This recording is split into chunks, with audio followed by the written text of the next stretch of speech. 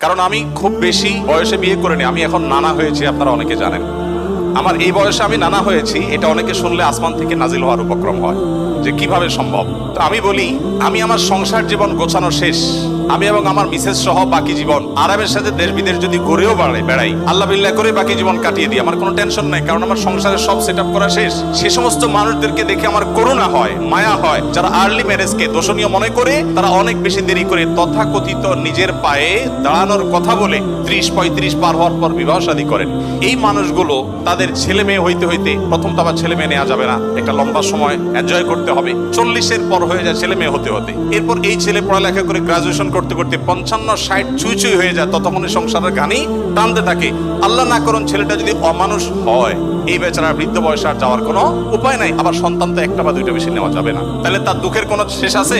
আর আমার সবকিছু কমপ্লিট। এখন ছেলে মেয়ে যদি বেশি বেতাল হয়, বেলাইন হয়, সোজা কানটা মলে দিয়ে দরজা দেখা দিতে কোনো অসুবিধা নাই, কারণ আমার সেকেন্ড, থার্ড, ফোর্থ অপশন আছে, অনেকগুলো সন্তান আছে। আর দ্বিতীয়ত আমার বয়সে এখনো অনেকখানি বাকি আছে। যাই হোক, আমি সেদিকে যাচ্ছি না। আমি যেটা বলছিলাম সেটা হলো, ছেলেদের এই বেচারাদের যে অসহায়ত্ব, এটার কথা কেউ বলে না। দেখেন, আমিও নারীদের ওয়াজি করে গেলাম, ছেলেদের অসহায়ত্বের কথা একটু বলি। এই বেচারারা যতদিন বাবার সংসারে থাকবে, তোমার ঘানে তুমি টানো, বাবা মা বাধ্য না। মেয়েকে কিন্তু এটা বাবা বা মা বলতে পারেন না। এরপর যখন বিয়ে হবে, বিয়ের সময় ওই যে ছেলেরা চিরকুট নিয়ে আসে, হুজুর একটু বলে দেন আমার আব্বা এখানে আছে।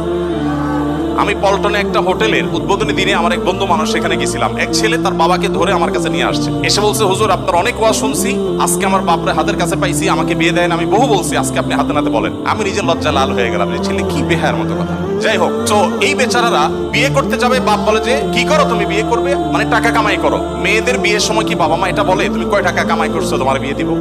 বলার সুযোগই নাই, রাইটই নাই। এরপরে বিয়েটা যখন হয়ে যায়, এই বেচারা এতদিন নিজের পেট পালা লাগতো, এখন বউয়ের পেট পালো, ছেলে মেয়ের পেট পালো, অর্থাৎ তাদের রিজিকের ব্যবস্থা করো, তাদের উপার্জনের দায়িত্ব তার। নিজের বাবা মা যদি বৃদ্ধ হয়ে যান, অসহায় হয়ে যান, তাদের দায়িত্ব তার। বাপের বাড়ি যাওয়ার সময় বাজারটা তার করতে হয়, শ্বশুর বাড়ি যাওয়ার সময় মিষ্টির প্যাকেটটার টাকাও তাকে দিতে হয়। শতভাগ খরচ ছেলের, শতভাগ খরচ কার? ছেলের। আর বাপের সম্পদে পাবে হলো 2 টাকা 2 আনা, আর মেয়ে পাবে 1 টাকা। তার অন্যের খরচ তো দূরের কথা, নিজের খরচই তার উপরে বর্তায় না। ইসলাম কি তাকে কম দিয়েছে না বেশি দিয়েছে? একজনকে 2 টাকা দিয়ে বাজারে পাঠিয়ে বিরাট বড় ফর্দ দেখাই দিয়েছেন, এতগুলো সব তোমাকে আনতে হবে। আরেকজনকে 1 টাকা দিয়ে বললেন যে তুমি শুধুমাত্র এই টাকা দিয়া যা খুশি তা করতে পারো। তাহলে এই 1 টাকা যাকে দেওয়া হয়েছে, তার অধিকার কি কম দেওয়া হয়েছে না বেশি দেওয়া হয়েছে? আল্লাহর সাথে পাল্লা দিলে গোল্লা যাওয়া ছাড়া কোনো উপায় থাকে না। যারা নিজের বিবেক দিয়ে আল্লাহ সুবহানাহু ওয়া তাআলার বিচারকে, বিশ্লেষণকে বিচার করতে চায়, তারা আল্লাহর উপরে ওই যে খোদার উপরে খোদাগিরি বলে, যে সে মূর্খতা ছাড়া কিছুই করছে না। আমি শ্রদ্ধা রেখে